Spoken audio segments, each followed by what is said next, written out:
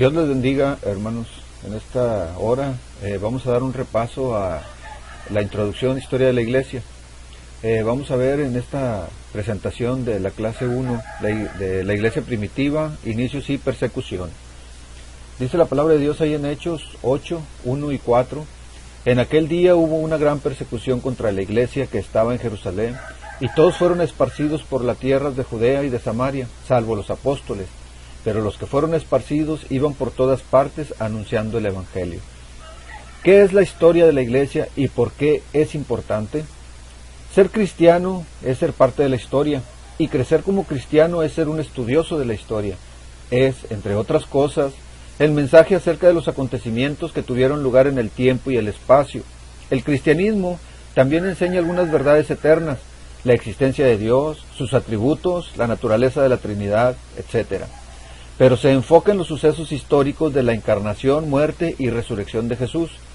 Por tanto, el cristiano está personalmente involucrado en la historia. Vamos a ver algunas de las etapas del por qué tenemos que estudiar la historia del cristianismo. Y en el paso número 1 nos encontramos que Dios nos ordena ser estudiantes del pasado. En el Antiguo Testamento el pueblo de Dios se le recuerda no olvidar la fidelidad de Dios para con ellos en el pasado, su pacto especial con ellos, su liberación de Egipto, la derrota de sus enemigos una y otra vez. Vemos un patrón constante. A los israelitas se les iba mejor cuando recordaban la fidelidad de Dios y vacilaban cuando la olvidaban. Esta también es la razón por la que el Señor les ordenó edificar monumentos y practicar ceremonias anuales. Él quería que su pueblo recordara lo que había hecho por ellos. Ya no construimos monumentos, pero algunas de nuestras prácticas en la iglesia local, como el bautismo y la cena del Señor, nos recuerdan la fidelidad y la gracia de Dios.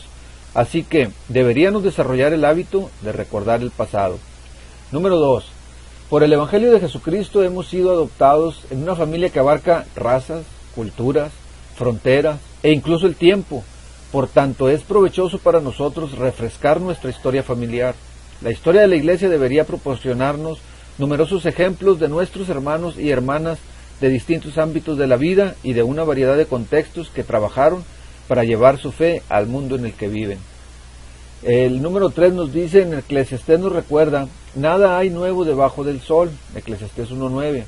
Indudablemente, como veremos en este curso, muchos de esos desacuerdos y herejías se repetirán.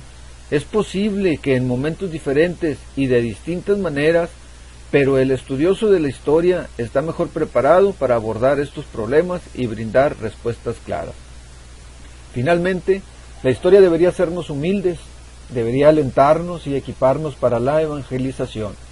Oro para que este seminario sirva como una fuente de humildad para nosotros a medida que recordamos que no existimos en una burbuja de nuestra circunstancia actual, a fin de que podamos aprender grandes cosas de recordar el pasado.